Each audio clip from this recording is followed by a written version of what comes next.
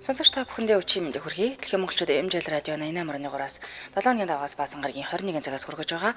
Айцаа хамтдаа давцгаараатай амар цаг нэвтрүүлгийн 2025 оны 5 сарын 22-ны пүрэв гарагийн дугаар шууд өрхөд бэлэн болоод байна.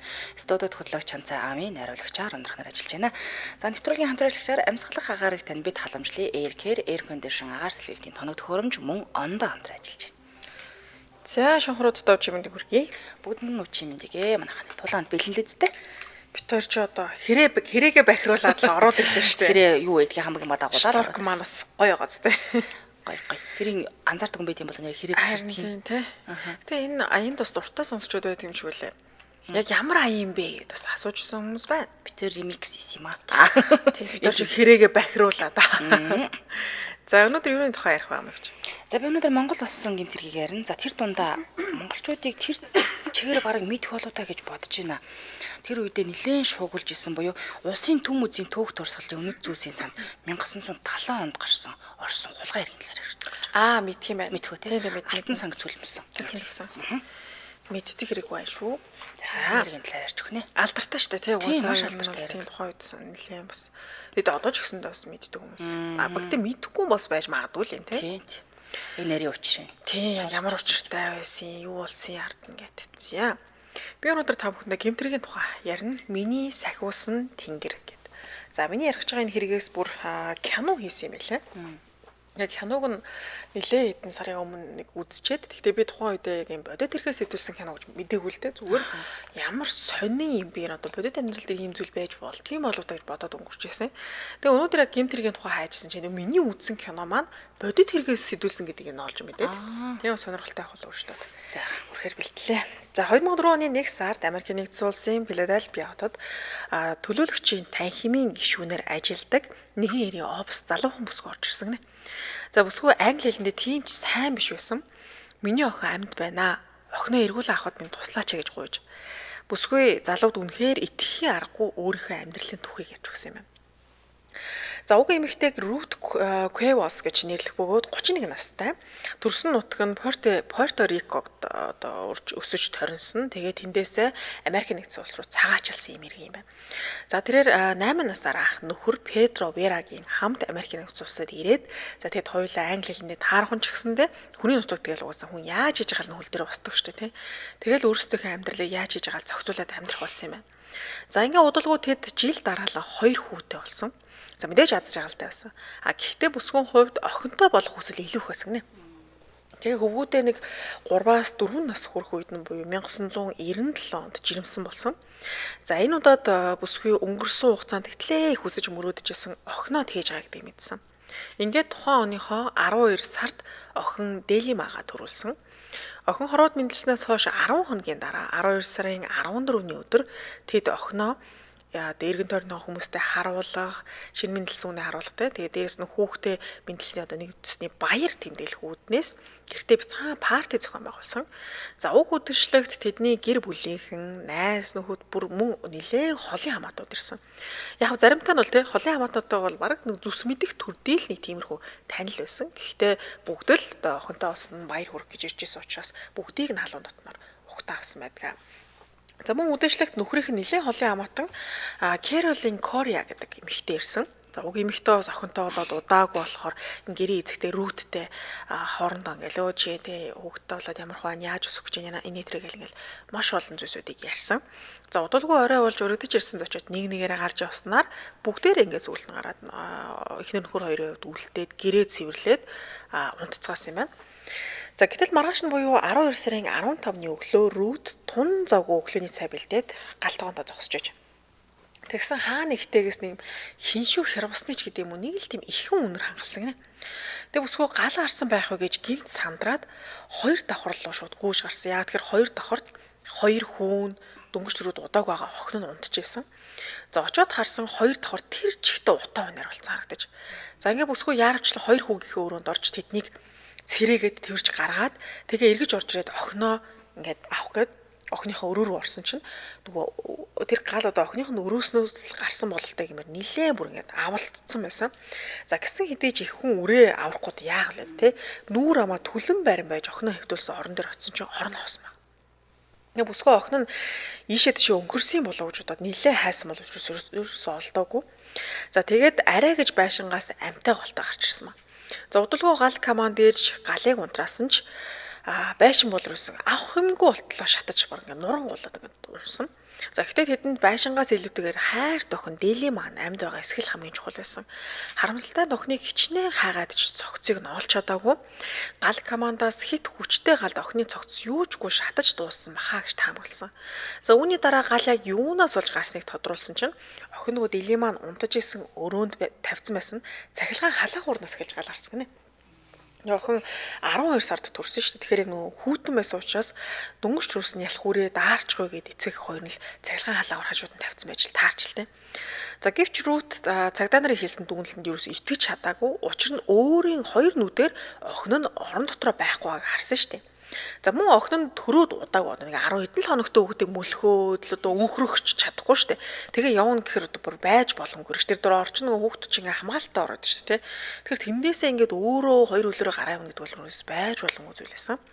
За дээрэс нь хоёр давхарч шатсан байсан тэр бүх зүйлээс дээж авч шалахад хүний ДНХ олдоо үг юм л дээ. Тэгээ үүн дээр нэмээд өрөөний цонх бас нээлттэй байсан юм байна. Тэр ээж нь өрөөнд орох үед. Тэгээ охины эцэг их дөнгөж төрсөн охиноо дааруулна гэж цонхыг нь байлдیں۔ Бүгднийг нэг хаацсан цонхоорс өөрсдөө бол нээгүйсэн. Тэгэхээр үнэхээр нэг л тийм сэжигтэй боловч цонх нээлттэй охиныхон цогцоос олдоогүй. Дээрээс нь тэр шатсан зүйлс дотроос охиныхон ДНХ олдоогүй.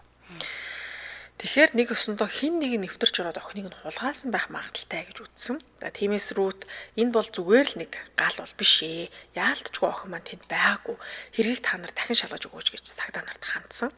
За гэвч цагдаа нар түүний энэ хүсэлтийг бол хүлээж аваагүй. Дээрээс нь бүсгүй гадаад хүн учраас англиар ч гэсэн өөрийгөө сайн ойлгуулж чадахгүй л байсан юм л дээ. Тэгээд түүний яриаг нэг айхтар чухалчил үзүүлгүйгээр ерөөхдөө хэргийг хаасан маа. За хамтраалчаа танилцуулаад үргэлжлүүлье. Нэвтрүүлгийн хамтран айлгчаар амьсгалах агаарыг тань бид халамжлалын Air Care, Air Condition агаар сэлгэлтийн тоног төхөөрөмж. Тэгэхээр Air Care компани нь дотоод агаарын чанарыг сайжруулах бүх төрлийн Air Condition-ыг аль биесны эрхтэйгээр төлбөрийн уян хатан нөхцөлтөөр таны эрэлт хэрэгцээнд нийцсэн зөвлөгөө шийдлийг санал болгодгоор тун давуу талтай. За мэрэгсэн баг хамт олон угсралт, суйрлуулалт чанарыг өндөр түвшинд хийдэг бахнэ. За хэрэглэгчдэд Panasonic болон Air Care брендийн бүтээгдэхүүнүүдийг санал болгодог. Улаанбаатар хот болон орон нутагт угсралт, суйрлалтын үйлчлэгийг нь чанарын өндөр түвшинд хийж гүйцэтгэдэг юм байна. Тэгээ Air Care компани хэрэглэгчдийн эрэлт хэрэгцээнд нийцсэн бүх төрлийн air condition, агаар салхи тоног төхөөрөмжийг санал болгодог юм байна. Тав тухтай ажиллах одоо амьдрах орчныг бүрдүүлэхэд бол мэдээж аюул чухал хэрэгтэй зүйл шүү дээ. Одоо Air Care компаниас хэрэглэгчдээ Японы Panasonic брендийн энгийн air condition болон Nano X технологийн буюу одоо нэг агаарт нүдэнд үл үзэгдэх вирус үүсгэгч ням, бактери, тоосон цэг 99.9% цэвэршүүлэх, сэрүүцүүлэх шийдлийг нэг дор шийдсэн. Энэ Nano X технологиг ч гэсэн санал болгох юм байна. Яг үнэ. Одоо 5 сарыг дуустал зах зээл байхгүй цаад хямдралыг эхлүүлсэн байгаа учраас хямдралтай үнээр нас авчвал зүгээр юм байлээ. За тэгээд эдний кондишнер болохоор сэрүүцүүлэх, дээрээс нь дулаан халуун үүднээр ажилтгаараа даваа талтай байдаг.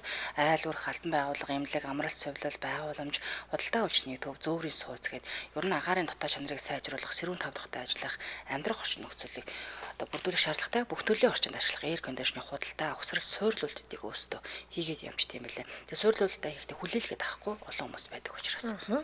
Хаяг барилчлалын хувьд 10 дугаар хорооллын EMRT эсрэг талд UB Platinum барилгын 5 давхурт Air Care компани барилж байгаа. За Panasonic гэсэн бичгтэй барилга гэсэн үг. Яг үнэн. За бүх төрлийн air conditioner нэг жилийн баталгаатай байдаг. Хурдан шуурхаас сервис үйлчлэгээтэй, найдвартай хүргэлт түгээлтэй үйлчлэгээтэй. За дээрэс нь төлбөрийн уян хатан нөхцөлтэй буй зээлийн аппликейшнтэй бас хамтарч ажилладаг юм билээ шүү. Холбогдохын дугаар нь 95 тэгнам 94 32 95 тэгнам 94 32 сошиал хаяг нь Air Care цэг эмэн гэдэг хахаар гараад ирэх нэ. Баярлалаа хамтран ажилласан амьсгалах агаарыг тань бид халамжлалын Air Care, Air Condition агаар сэлгэлтийн тоног төхөөрөмж байлаа. Баярлалаа. За тэгээд нэвтрүүлгийн сонсчод лайк, шеэр хийхээ мартаа мөн сэтгэлээ үлдээгээрэй. За бүсгүй охиноо алдснаас хойш цагдаагийн байгууллагаар байнга эргэлдэж нөхөртөөгөө ч гэсэн муудалц суулж яа. Тэгэхээр гэр бүлийн харилцаа ер нь баг багаар хүндэрч эхэлсэн юм л да. Хоёр хүүгээж тоохгүй, нөхрөөж тоохгүй. Сүүлдээ нөхрөөсөө салахаар шийдсэн. За одоо Рутийн дэргэд хоёр хөөрхөн хүн л үлдэж байгаа. Тэгээ бүсгүй хоёр хүүгээ бодож амьдрахаар шийдсэн. За ингээд удалгүй Рут дахин хайртайгаа очиад шинэ найз залуутай болоод за түүнтэйгээ шинэ амьдралаа эхлүүлээд дахиад нэг хүүхдтэй болсон юм байна. За ингээд 3 хүүхдээ ээж болж найз залуутайгаа эхлүүлсэн амьдралаа өнгөтэй, өвдөлтөй ойлгох гэж эхэлж. Гисэн хэдийч нөгөө талаараа галд алдсан охин Делимаага байгаль ингэ сэтгэлдээ боддог гэсэн. Үнэхээр миний охин амьд байх ёстой гэл тийм. Энэ явдлаас хойш даруй олон жил урсан өнгөрч 2004 оны 1 сарын 24-ний өдөр Рутийн хүүгийнх нь найзынх нь төрсөн өдрийн үдэшлэгт ингээ ирэх урилга ирсэн гинэ. Тэгээ хүүгийнх нь найз гэрээс нь 1 цаг хагасын зайтай Нью-Жерсид амьдардаг. За ингээд бүсгүй 3 хүүгээ аваад нөгөө үдэшлэгт очиж тэ хүүхдүүдэд тоглохоор хөдөлсөн. За ингээд очиод бүсгүй тайван суугаад 3 хүүхдүүдэд тоглож байгааг нь хараад ингээл тэ цаавал суужсан гинэ. Тэгсэн чинь гинтх нэг бяцхан охин анхаарлыг татчих. Харах нэ охины 2 хатартай ингээд нилээн гүн хонхорхотой хүрэн бор нүдтэй наранд улам тодорч харагддаг тийм бор шаргал үстэй хөөх охин байсан. Тэгээ бүсгүүд яагаад чи миний охин нэг л дотн санагдаадсэн ингээ өмнө нь уулзчихсан юм шиг таньдаг юм шиг. Тэг хичнээн бодсон ч өмнө нь юусаа ингээ харж байгаагүй. Гэхдээ ингээ бодоод тахаар өөрийнх нь нөгөө нас орсон охин гэдэг байгаа шүү дээ. Охин дилематай нь бүр яг усны тусаа шиг ижлэх охин байсан гинэ. За гэвч бүсгүй өөртөө итгээгүй. Үгүй одоо хидээ одоо энэ газар ирээд үгдий санамсаргүй байдлаар охин нь байна гэж юусоо төсөөлөгүй юм байна л да. Гэтэл яагаад ч юм ингээл за арайчгүй л үдэ гэж бодох мөртлөө нөгөө талаараа үгүй миний охинтой ямар ажиллах юм бэ гээл толгойд энэ бодол эргэлдээд л байсан. За тэгээ бие барьж чадалгүй очиод нөгөө охиноос асууж л дээ. Чи хэдэн настай вэ гэж. Тэгсэн охин би 6 настай гэж хариулсан. Ингээ насыг нь бодоод үзэхээр охин нь нас орсон яг тэр жил байгаа байхгүй. За ингээд эргэн тойрны ээж нараас тэнцүүд нэлээ олон хүүхдүүд авчирсан эцэгчүүд байгаа шүү дээ. Асууж илтийгүй энэ охин ямар охин юм болоо хингээд ийм болоо ээж нь хин юм болоо гэж асууж. Тэгсэн тэр охиноо заа ээж нь хин блээ дээ. За ямар тааж охиныг Алия гэдэг юм нэрийн ээжийг нь Кэролин Кория гэдэг штэ гэж нэгэн санаад хэлж. За бүсгүй энэ нэрийг сонсонгуудаа охиныгоо төрүүлсний нөгөө дараа баяр тэмдэглэсэн штэ. Тэр баяр дээр нөхрийг нь холын хамаатан гэж ирсэн эмэгтэй болохыг сансан ба. За хэрэг гарсан өдрийг санахны гал гарахаас өмнөхөн бүсгүйн герт нэг зочин ирсэн. Тэр нь энэ Кэролин Кория гэдэг эмэгтэй. За уг эмэгтэй бүгд унтчихээс одоо чи өглөө үрээр гэсэн үг шүү дээ. Ирээд хаалгыг нэлээд хүчтэй балбсан гинэ. Тэгээ бүсгүй гахаад хаалга нээсэн чинь уучлаарай би танад түрүүчийн орхио гарчижээ гэж хэлсэн юм байна. Тэгснээр шууд 2 давхар руу гараад тэгсэн охиных нь унтж байгаа өрөө. 2 давхар руу гарахаар нь гайхсан юм байна л да. Өн үдшлийн 1 давхар зохион байгуулсан 2 давхар руу хүмүүс нэг гараагүй.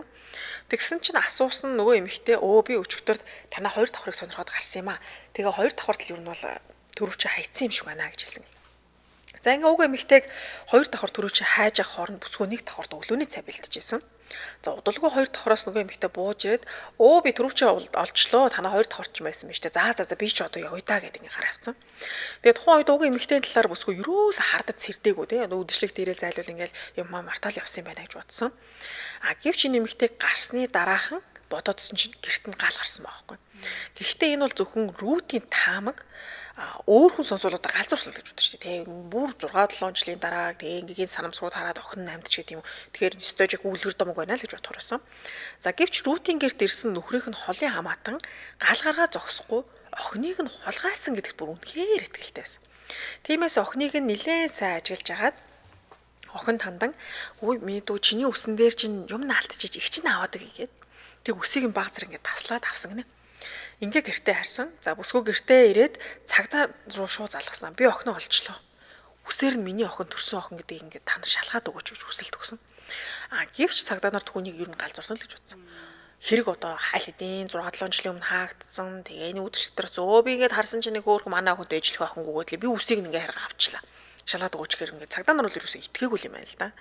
За гэвч Рут бууж өгөөгүй амьдарч байгаа хотынхоо төлөөлөгчдийн танхимын гишүүнээр ажилладаг Анхел гэж эрд хандсан.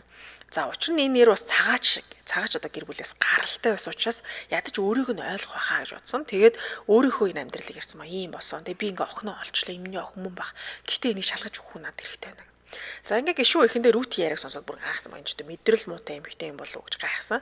Гэхдээ нөгөө талаар хэрвээ энэ явдал үнэн бол охиныг төрсөн ээжтэй нь уулзуулах хэрэгтэй штэ гэж бодсон. За ингээд аль биесээр цагдаад мэдэгдсэн. Тэгээ цагдаа нар одоо нүгдийн цагаачилсан энэ гадаад эмхтэй яриаг бол анхандаа тоохгүй байсан штэ. Гэтэл энэ бүр гişүү том хүн үгүй энэ хүнийг ингээд те шалгаад өгөөч энэ хэргийг дахиад шалгаач гэдэг шууд зөвшөөрсөн юм байна. За ингээд удалгүй өнөөх охин Рутийн төрсөн охин болох нь батлагдсан. За ингэснээр охиных нь ээжийн дүрийг эсэгжсэн нөгөө Carolyn Corey гэдэг эмэгтэй цагдаад аль босор баригдсан. За цагдаа нарын эмэгтэйг нэлээд удаа байцаасны эцэст ийм хэрэг үйлдэх болсон шалтгаанаа тайлбарласан. За хэрэг гарсан 1997 онд хэрэгтэн Carolyn Corey ч гэсэн бас охин төрүүлсэн юм байна. За гэвч хүүхэд нь тун удалгүй хэд хоноод нас орсон. Хачиргалтай нь Carolyn энэ нөгөө охин нь нас урсны дараа эргэн тойрныхоо хүмүүст юусоо ингэж миний охин нас урсан инээ тэр гэж хэлээгүй гинэ. Амьд л юм шиг байгаа. Өө миний охин ч одоо тэр байгаа. Би чи ийм хувцсанаар авсан ингэсэн тэгсэн гээл ингэ яриад явдаг гэсэн.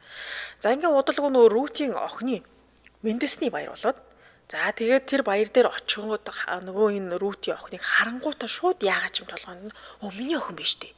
Миний охин яг мөн биш дээ гэж бодгцсан гинэ.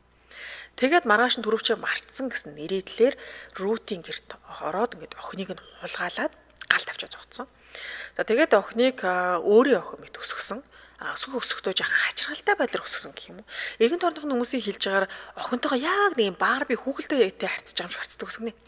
Тэгэхээр нэг юм байнга юм хөөхөн үзэсгэлэнтэй байх гэж хичээдэг. Миний охин хамгийн хөөрхөн, миний охин хамгийн гоё гэсэн байдлаар ингээд юм дахин шүдэж байгаа ч гэдэг юм. Арай өөр байдлаар хүүхэлдтэй ханддаг байсан юм байна. Тэгээд дээрэс нь хэд хэдэн хөөрхөн хүүхэд шалруулах тэмцээнд бас охиноо оруулсан байсан. За дээрэс нь Carolyn Corey гэх нэмэгтэй өмнө нь хэд хэдэн хэрэг үлдчихсэн юм эмэгтэй гэж таарч. За охиныг хулгайлахаас 1 жилийн өмнө буюу 1996 онд ажил дээрээс хулгай хийгээд дараа нь бас гал тавьсан. Ер нь хэрэг хийчээд дараа нь уул мөрөө арилах үүднээс гал тавьчихдаг байсан юм байна. За үүнээс гадна хулгайн, гэмт хэрэг, лөөвөр гэх мэтчлэн хэд хэдэн хэрэгтэй холбоотой бүртгэлтэй байсан. За ингээд дээрэс нь цагдаа нарт ихэндээ Али бол миний охин шилжсэн. Үгүй та нар юу яриад байгаа юм чи миний төрсөн охин шүү дээ. Гэвч удалгүй энэ шинжилгээнийх нь хариу хүчийг харалдаа гэдээ харуулхад нь хүлэн зөвшөөрсөн. Гэхдээ хүлэн зөвшөөрөхдөө за үнэндээ нөхөр Педро намайг ингээд охиныг нь өсгөөд өгөөч гэж гуйсан юм аа. Тэгээд л би өсгсөн шүү дээ. Би ерөөсөө хулгаалаагүй гэж худлаа хэлсэн. За ингээд 2004 онд Carolyn Corey-д хүүхэд хулгайлсан, гал тавьсан хэрэгээр 30 жилийн хорхолыг оноосон. Гэвч хэрэгтэн 9 жил ялаа эдэлсний дараа 2013 онд сурлагдсан юм байна. Одоо л альтий сурлагдсан. Америк нэгдсэн улсад амьдарч байгаа. За харин Рутийн хувьд охин нь өөрийг нь төрсөн ээж гэдгийг бол маш тайвнаар хүлээж авсан. Нэг тийм шок руугүй гайгүй байсан гэнэ. Тэгээ үнэхээр их хүрийн холбоо гэж байдаг л байсан юм шиг байна. Одоо тийчүүд шал өөр шүү дээ, тий. Тэгээ ээжтэйгээ ч гэсэн нэг юм охин одоо ээж нь ч гэсэн охиныгоо арай өөрөөр мэдрэх тийм харилцаа байсан гэсэн үг. Гэхдээ өөр нэг асуудал бол байх нь байсан. Тэрний үхээр Рут гэртээ испанаар ярьдаг. Өөр хүүхдүүд нь бүгдээр испанаар ярьдаг. Энэ ч одоо нэг цагаач хүн шүү дээ. Цагаач гэсэн тий. Гэтэл энэ охин нь тэр нөгөө хамаатныхаа одоо тэр хүн дээр хэрэгтэн дээр өсөхдөө англиар ярьдаг болсон. Тэгэхээр нөгөө ээж охин хоёр ойлголцох гэхээр сайн ойлголцож чаддгүй байсан. Гисэн хэдий ч одоо энэ бүсгүйн охиноо гэх хайр нь бол үнэхээр хязгааргүй тэр хэл мэл сурах болстой асуудалгүй тий. Тэгээ тийм учраас одоо л охинтойгоо сайхан ойлголцчихдаг. Тэгээд уг бодит явдлаас сэтгвлээд Angel of Mine гэдэг киног 2019 онд гарч одоо хийж цацагдчихсан юм билээ. Тэгээд манай алам судч гэсэн бас сонирхоод үзүүлтэй. Тийм нэрээ үзье. Тэгээд жоо сонирхолтой юм байна. Тэгээ уг гонтэй нээж бол нэг хүнд их хүний нэг зүн совин гэж байдаг да. Харин тий. Тэр кинон дээр ч гэсэндээ ерөөсөө маш олон хүүхдүүд тэнд тоглож байгаа байхгүй. Тэр хүүхдийн төсөөдөр дээр очиж тэр олон хүүхдүүд дундаас яг нэг л охин бүр ингээд нүдэнд нөгөө нэг slow motion удаашраад харагдаж ш. Бүр яг энэ яалтчгүй л миний охин мөн байна гэсэн сэтгэл ингээл төрүүлсэн. Тэг яалтч өөр охин мөн байхгүй. Гэтэл энэ хэргийг юу гэдэг цагдаа нар хаагаад илрүүлж олсон юм бол байхгүй. Тий. Өстой сарамжргүй байдлаар миний охин юм шиг байна гэсэн. Одоо их хүний тэр зүн совингоор л ингээд хөөцөлдсөөр байгаад тэгээд яг охин нь мөн гэдгийг батлаад эргүүлээд охиныгоо өөр дээр авсан юм бэл. Тэг яг нөгөө хөртөөгөө бол нэлээ маргалцсан салцсан хөртөөгөө охиноо эргүүлээд олцсон. Хоёулаа л охин толгой өсчихсэн учраас би өөр дээр амна бийгүй ингээд. Тий. Тэгээд сүүлд бол яг хоёулаа хоёр талдаа эцэг хийгээ өөрхийг ингээд 50-50%-аар биелүүлэхээр шийдсэн юм бэл. Мундаг байна мундаг ээж. Тэгтэл их хүний зүнсээ ямар агуу вэ гэдгийг харуулсан юм шүү дээ. Хүүхдээ ямар нэгэн муу юм болохоор төрүүлээ мэдэрчдэг. Тэг мөн биш их хүрээ холбоо гэж нэг актер юм байна. Тийм байна. На киног ч нэр нэг үзье те. Тийм сонирхолтой кино л шүү. За баярлалаа өнөхөр сонирхолтой ярьж өглөө. Үргэлжлүүл Монгол улсад гарсан гэмт хэргийг хүргэе тийм ээ. За улсын төв музейн түүх туршлагын үнэт зүйлсийн санд 1970 оны 6 сарын 16-ны шөнө хулгайрч асар үн цэнтэй түүхийн ховор дахин давтагдчихгүй зүйлс алдагдсан. ийм хэрэг гарсан. За энэ бол тухайн үед маш дуйлантай явдал байсан. Одоогоо ч өрн дуйлантай тооцогддог. Тэгээд Монгол Ардын хувьсгалт намын түүх хороо ардын их хурал засгийн газарт хүрээд Нахяам за тэгээд улсын цагтан сэргийлэх ерөнхий газрын бүхэлдээ балмагдаад ингээд орхисон маа л да. За харуул манаач мэдсэн юмгүй тухайн үед байж байсан. Ядахтаа энэ үед ч нөгөө нэг алтны фондын үзмэр хариуцсан хүн амралтаа аваад явчихсан байсан юм байна л да. Жухам яг хэдийд нь хулгай орсныг тогтооход бэрх болж эхэлсэн маа. Яасан гэдгсэн чинь таацыг нь цөмлөж ороод ховор нандаг алтан гэдлийг бүгдийг нь цөлмөцсөн байсан. Тэгэхээр таацаар дээрээс нь орсон гэсэн үг. За хэргийн газрын үзлэхээр тэр өрөөний үүдэн тулгарч тавьсан жижиг ширээнээс 7 бүр хурууны хээ, өрөөний баруун хой талын том шууган дээр байсан Жанжин Сүхбаатарын шармал өнгийн баримлаас нэг хурууны хээ. Харин байшингийн дээврийн төмөр дээрээс усны гутлын иржгэр мөр илрүүлсэн. За тэгтээ өрөөн дотор ямар ч өнөрхгүй нэг юм сонирм нунтаг цагаан юм цацсан байсан. Энэ маш их хэмжээгээр. За энэ хулгайг эрүүг архаг хэрэгтнүүд үйлдсэн үү эсвэл шинэ хүмүүс үйлдсэн үү гэдэг нь тун бүрхэг байгаад байсан. За ингээд шалгах ажлын хэсэг байгууллагадаа тэр дөрөв ажилд ороход гошууч цэрэнгэл баг бүрэлдэхүүнд багтаж орсон юм аа л да. За алт авсан хүн зарж борлуулах, эдлэл хэрэгсэл хийх магадaltaй учраас энэ чиглэлээр ажиллаа хийж эхэлсэн байна. Ингээд тэд нэр урт цагааны баруун талд төрөл бүрийн ганцхан худалдаа, гуталчин, үсчин, алт мөнгөний дархан гээд олон мухлагууд байдаг байсан шүү дээ. Сайхны хүртэл байдаг байсан тий. За энэ хүрээний сүүлчийн үлдэгдэл гэхэд бол хүрээний сүүлчийн үлдэгдэл гэж хэлж болох байсан үе юм элэ л дээ. За алт мөнгөний дарахчууд дээр алт дэнслүүлэх, бөөгж, эмэг, бугуувч хэлэх гэсэн хүмүүс үргэлж хөлхөлдөг, нэлээ хөлхөлгөнтэй газар байж. Ингээд тэр хүмүүсийг үргэлж шалгаж хараа хяналтандаа цагтаа нар барьж исэн байгаа. Харамсалтай нь ямар нэгэн сэжигтэй зүйл тухайд огт илэрхгүй яваад байсан. За цаг хугацаа алдах тусамл бүр түүхийн дурсгал алтан эдлүүдийг даруй олохыг дээрээс шахаж шаардаж эхэлсэн байна. Ингээд хаврын нэгэн өдөр 100 айлын хүнсний барааны дэлгүүрт ачигчаар ажилдаг Отхон гэдэг залуу дэлгүүрийн худалдагч хүүхнүүдэд алт худалдана гээд халамжуухан явнаа гэсэн мэдээлэл ирсэн байна. За энэ бол алтны тухай анхны мэдээлэл байсан учраас комисс тэр дараа Отхоныг баривчилж байцааж гэрт нь ижлэг явуулсан ч юу ч гарч ирээгүй юм байна. Ингээд өөрийн биеэс нь үзлэхээр 7 цэн алт гэх тэг дөрвөлж нэг юм шар металл олж авсан маа л да. Тэгсэн Отхон тус алтаа хинээс авснаа нилээн булзааруулад буюу шууд хэлэхгүй байсан. Булзааруулж байснаа хэд хоногийн дараа манай ах урчуудын артельд ажилладаг дархан лувсан гэдэг хүн бэлдээ. Тэгээд надад заруулахаар өгсөн юм гэж дүнгэж сая амна хэлсэн ба. За алт хинээс авснаа нуугаад байгаад комисс их сонирхоод байсан ба. Ингээд удалгүй дархан лувсан барьж гэрт нь нэгжлэг хийж байцаалд явуулахад бас гэрээс нь алт гэхээр зүйл юу ч гарч ирээгүй. Харин ажлын өрөөнөөс нь 2 ширхэг дөрвөлжин Отхоноос хураагдсан алттай адилхан энэ шар металл гарч ирсэн байна.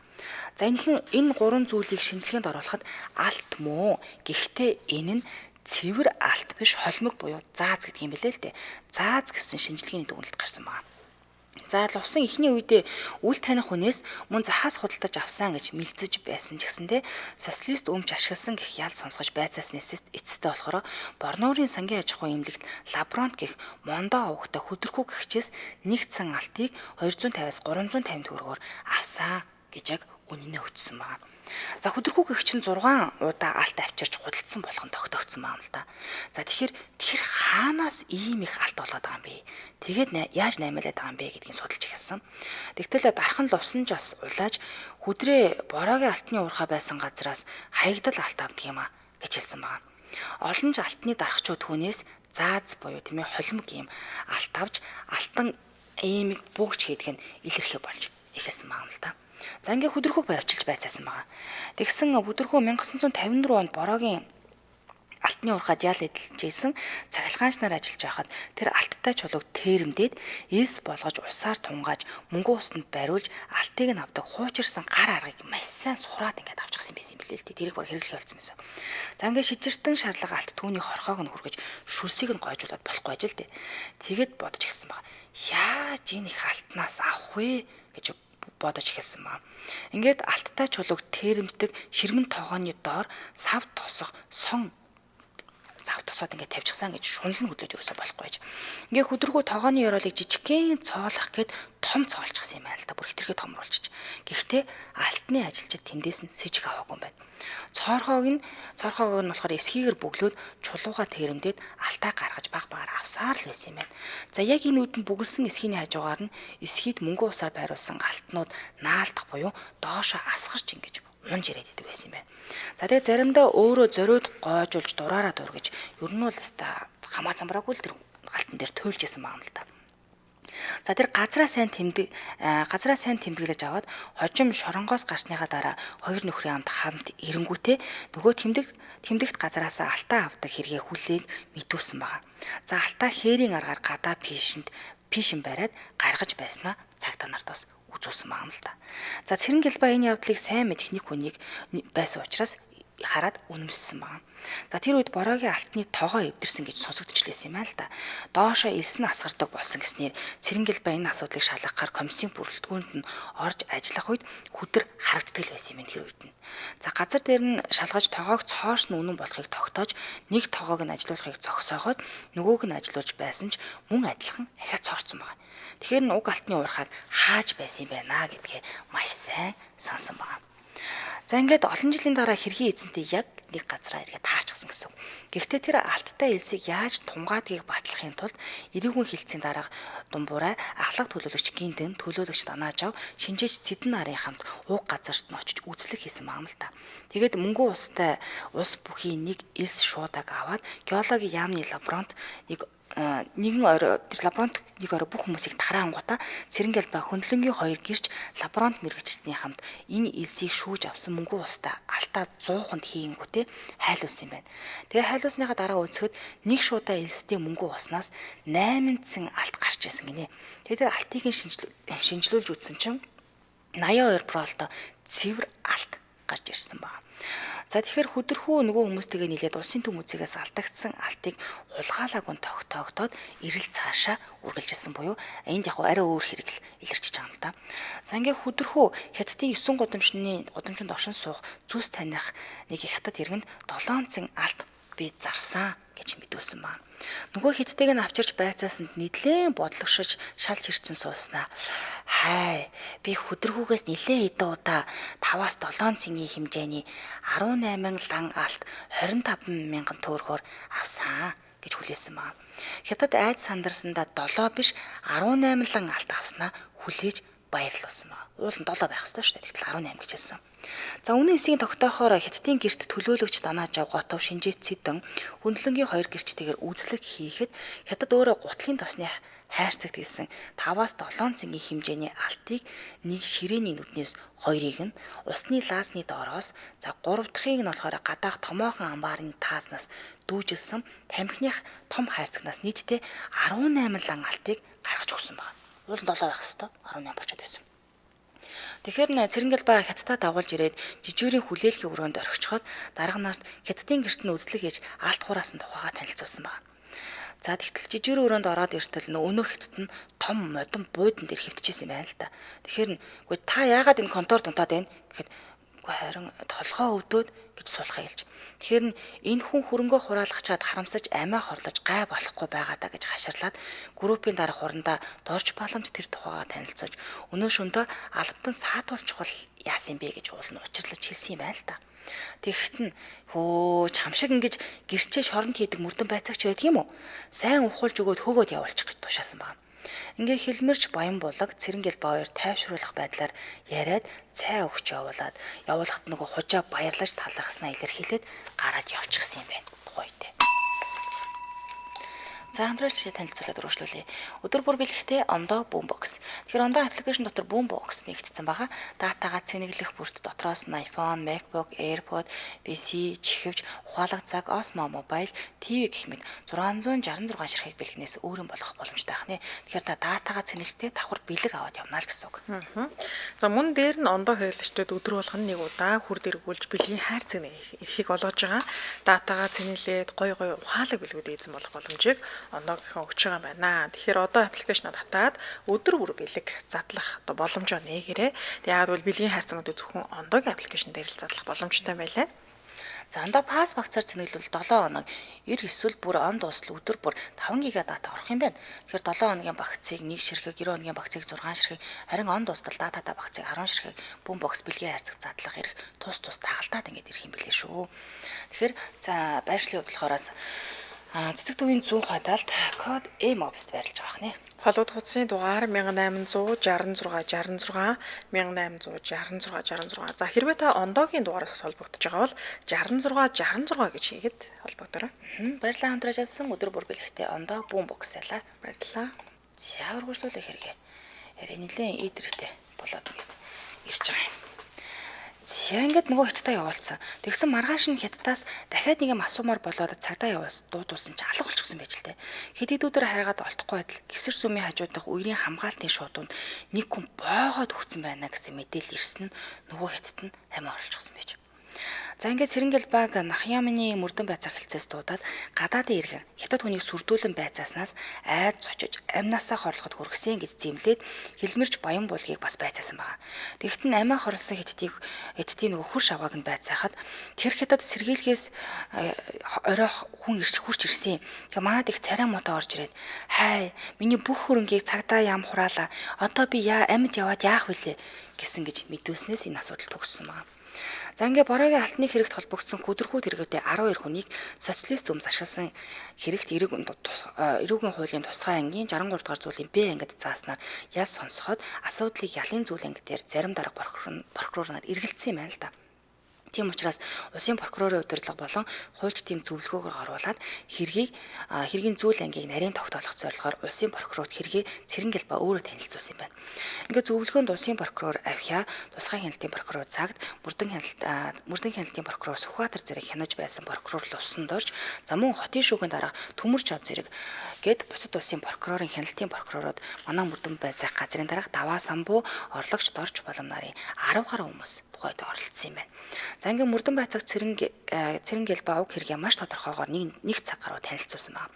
Прокурорууд босоод хэргийн талаар нэлээд зүйл лавшруулан асуусныхаа дараа хэргийн талаар санал шүүмжлэл маягтайгаар ярьж бүг сонсвол бараг хэрэг биш юмыг удаан хугацаагаар хориод хүмүүсийг хилстүүлсэн шахуу юм борлох талтаа ирээдсэн юм байна. Хүний хөдөлмөр шингээгүй хаягдл зүйлийг хувийн үйлдвэр маягаар боловсруулан ашигласнаас биш социалист өмч ашиглан шамшигдуулаагүй байна гэх маягаар санал тавиад одоо хориодоо байгаа хүмүүсийг нин даруй гаргах талаар ярилцаж эхэлсэн юм байна л да. Ингээс хүмүүсийн санал шүүмжлэлийн дараагаар Цэрэнгэл ба социалист өмч ашиглаагүй байгалийн баялаг ашиглаагүй хүний хөдөлмөр шингээгүй гэсэн яриаг би ойлгохгүй байна гэж ачирхаж байгаагаа ерөөсөө нуугаагүй юм байна. За тухайн үед бороогийн алтны үйлдвэрт хоригдол голдуу хүмүүс ажиллаж байсан юм байна. Тэгээд цахилгаан техникээр алттай чулууг буталж авдаг байсан юм байна л да. Энэ нөгөө тухайн үед үйлдвэрлэжсэн тэр нь бусдын сонорт хүрээл ингэж гаргаж аваад байсан юм байна. За ингээ 1971 оны хавар ардын хувьслын 50 жилийн ой болох гээд хөл хөдөлгөөн маш ихтэй байсан үе. Алтны комисс түүхийн өнөд ховор дурсгалын ирж хайх ажлаа огтхонч зогсоохгүй ирээд л байсан.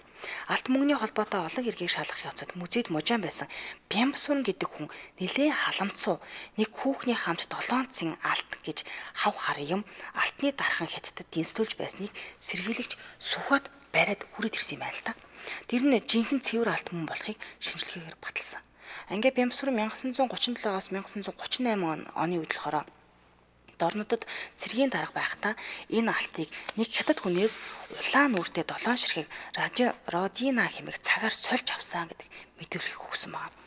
Харин гүйцэтгэх албаны төлөөлөгч нар Бямбсүрний гэр орныг нэгжээд дархан хүнд хэрэгтэй болов уу гэмээр гэрээс нь дөөш, хямсаа, музейд цацсан зүйлтэй адилхан нунтаг цагаан эдээс өөр зүйл ерөөсөө олоогүй юм байна. Гэтэ хамгийн сонир тэр нунтаг цагаан юм гэрээс нь гараад ирсэн. За ингээд сэжигтэн Бямбсүрэн 14 хоног шалгаад олигтой үртөнд ерөөсөө хүрээгүй байна л да. Сэжигтэн ч урдынхаа мэдүүлгийг ерөөсөө огт өөрчлөөгүй. Ингээ хуулийн ажилтны зөвснөөр оруулан танилцуулж зөвлөгөө шийдвэр авахар болоход хүмүүс нэг их тууштай зүйл ерөөсөө ярьж чадаагүй юм байна.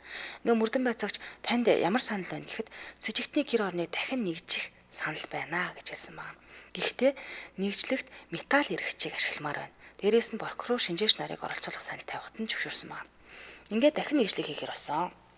Дахин нэгжлэг хийхээр Бямбсүрэнгэнд очиход та нар ч одоо дээр үеийн цагаан хааны дээрэмчт юм уу хайшаа юм бэ? Дахин ирж нэгжээд гэж авгаан цагж гисэн ба. Загнахад арга буюу учраа хэлж өглөөний 7 цагаас өдрийн 13 цаг хүртэл хашаан доторхыг металл эргчийг дуугарсан газар бүхнийг нь ухаж өвлийн давхархтай бариатай байсан 5 хантай гэрээг нь буулгаж шалавчийг нь хохлож үзээд шалаа дахиж тавьж гэрээг нь барьж өгсөн байгаа юм л та. Нөгөө агууч бол бөөр болсон. Харин зарим бүрээсийг нь амбар савнд хурааж тэр өдрийн халуунаар айлын авгаан занал зүхэлтэй нийлж бөө юм болсон байна. Хүмүүс ч гэсэн амжилт алгатаа гэж урам уутайхан байж. Зарим нь үзлэгээ зогсоох саналж тавьсан байна. Энэ байдлыг гадарсан авгаа бүрж хараал урсахад дөвчгөнж гарсан байгаа юм л та. Залхаж эхлэнгүүт нь. Нийслэгийг зогсоох хэсэг тухайн мөрдөн байцааг шийдвэр гаргах ёстой учраас халуунаар тоошороо яхир авгаа адаар ашин бүгдийг тэд юусоо зоргийг нь мохоогоогүй. Цэрэнгээл ба байшинтай залгаж барьсан жижигхэн амбарыг шаагааж харуул нэг их юм байгаагүй. Айлын хэрэгцээ багтаа зүйлээ хураажээ гэж бодмоор шалгүй юм амбарын дотор зүүн урд талд нь хуучин шавар пиш юм байсан юм байна л да. Тэгэхээр энийг шалгах гэхэд нэг нь наадгай чи үдцэн гэж хэлсэн байгаа. Тэгэхэд нь үгүй ээ дахиад үзэж тушаасан байна. Тэгтэл наад өрөөнөөс нь тэр дарахны зүйл нунтаг цагаан юм гарсан юм гэж нэг нь учирсан байна. Ингээ үдийн цанд явуулгүй нэгжилтэй үргэлжлүүлээд тэр амбарт байгаа бүх юмыг нь гаргаж нэг бүртлэн шалгаад металл эргчээ ажиллуулж эхэлсэн байна. Дуурах бүртэн л харамсалтай нөгөө зэвтэй төмөр хадаас л гарч ирээд ээж. Нөгөө жижиг өрөөнд байрлуулсан шавар фишингийн амны баруун хажуугаас дархан хүнийг хэрэглэж болох өргөн нарийн ховлтой 4 цуцаан төмрийг шороонд буусан байхыг нь санамсаргүй байдлаар олчихсан юм байна. Цааш металл эргчээ ажиллуулахад янз бүрийн төмөр гарч ирээд л ээж.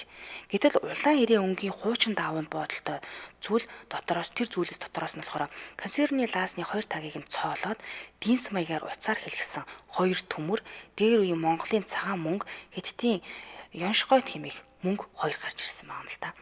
За яхир авгаа адаар ааш нь тухайн үед зөөлөрч эхэлсэн. Байн санаа алдаад хялалцаж эхэлсэн байна. Энийг нь цэрэнгээл баажглаад ирэл гол чухал юм руу орцсон юм байна да гэдгээ мэдэж эхэлсэн. За ингээ мөрдөн байцаагч хүн жижиг тгсэн юмыг сонсож дуулж байх хэрэгтэй байдгийг цэрэнгээл бод маш их тусалсан юм байна л да. Яасан гэсэн чинь Монголын цагаан мөнгийн 5 цэн нь болохоор Хятадын Ёншгойтыг 7 цэн байдгаа гэж хизээч хэмнэх үнээс сонсч ирсэн нэг юм хэрэг болсон. За энэ хоёроор алтаа химжээд одоо нөгөө алтыг чинь эвдээд зараад байгаа юм биш үсттэй гэсэн бодол сэтгэлтэн босон маа. За ингээ үзлэг нийслэг хийж байгаа ядарсан хүмүүстэй одоо алт удахгүй голтгож байна гэж тайлбарлаж урам зориг өгсөн маа. Ингээд удаан үргэлжлүүлэн нэгцээр улаан ирээн даавнд 5-5-аар нь хатуу бор цаасанд боосон галд орсон баймаар нэг юм хар өнгийн нэмгэн зүс олдож эхэлсэн маа. За яг ингэнийг гараад ирсэн чинь нөгөө яхир авгаад царай бараахад явчих. Цэрэнгээл бааж гэсэн тэрийг ажигласан маа. Нөгөө олсон жингээр хэмжиж үзэхэд 5 буюу 7 цэн яг таарад байсан. Олдсон нэг зүйл дээр нь 30 гэсэн тоо маш тодор дураагаад харагдсан юм байна л да. Тэгсэн яасан гэдгсэн чинь хувьсгалын ойгоор маршал Чобасанд гандан тэгчлэн хийдээс бэлэг болгон өгсөн алтан айгны ёроол 30 жил гэсэн үсгийн тоо байсан нь тэр ойлж таарч л дээ. За ингээд эрэл амжилттай болж зорьсондоо хүрч бүгд хязгааргүй баярлсан маа. Үзлэг дуусахад өдрийн 16 цаг 30 минут болж байсан. Хагасаа өдрөөсөө учраас дарга прокурор нарт нэн даруй мэдгдсэн маа л да. Тэд ч баярлаад удаа үргэлжилсэн хүнд ажил сая л амжилтанд хүрч бод цэрэнгээл ба талархал твшүүлсэн маа.